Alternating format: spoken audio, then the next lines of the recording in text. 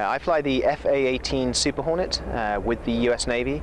That's part of a program, however, called the Long Lead Specialist Skills Program, which is a program for British personnel to come and train with the United States Navy and the United States Marine Corps in order to gain experience for the future British carrier program that's coming into service in 2020. Awesome.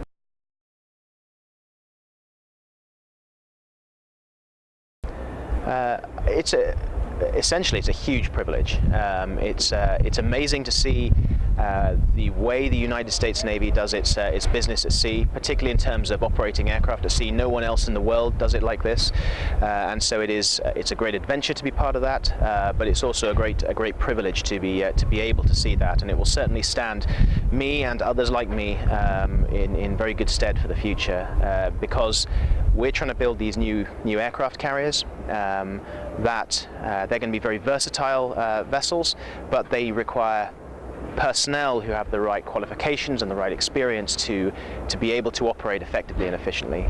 So what that means is that whilst it's great fun and a huge adventure to be flying here in the Western Pacific, in one of the premier maritime regions in the world, our program actually goes beyond that and is to do with a much wider basis of experience, be that in operations, be that flying, or be that, say, in intelligence or logistics or command, etc. as well. So it's a wider program that we're here involved with our American allies.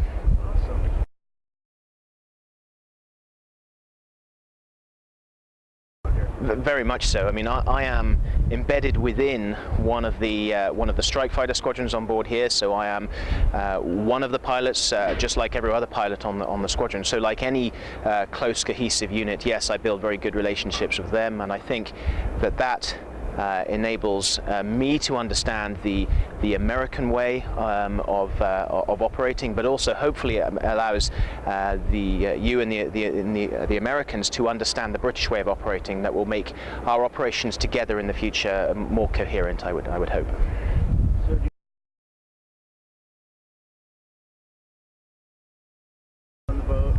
Absolutely. I mean, in terms of receiving me, I mean, it's always fun to be operating with another nation, and I think particularly with our shared history between the United Kingdom and the United States, there's always a fair amount of fun banter between ourselves and our respective countries. But that's all part of the fun of being in the military, certainly. Yeah.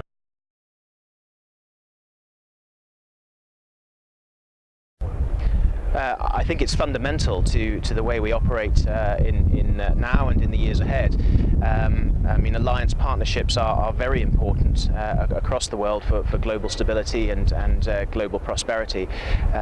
So that's why exchange programs like this one here, like the wider program of which I'm part of to help regenerate British carrier strike capability by 2020, is all part of a multinational focus on interoperability for stability and prosperity in the years ahead. Absolutely.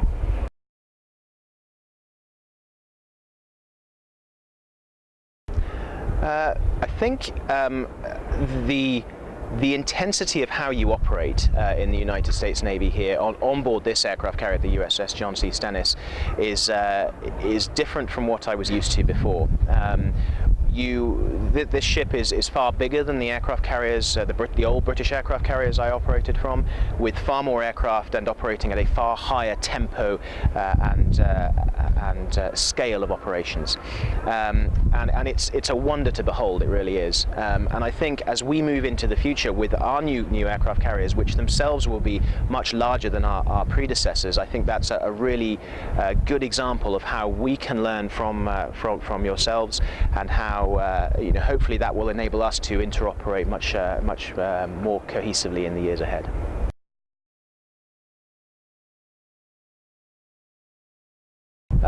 No, I think I've already, I've said how much of an adventure it is to be here.